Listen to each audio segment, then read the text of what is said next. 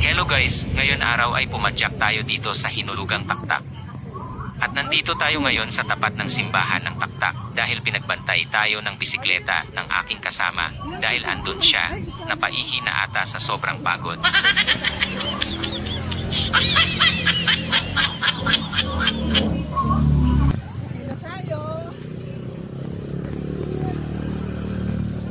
At habang nag-aantay, para hindi ako mainip ay nag-selfie muna at nag-video sa paligid.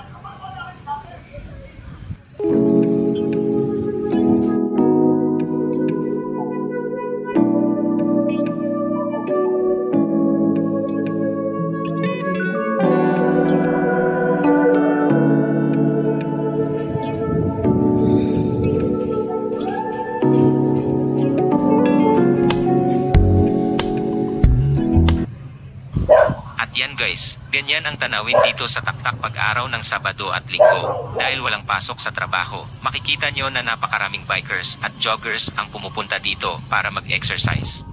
Yan po, ng bikers.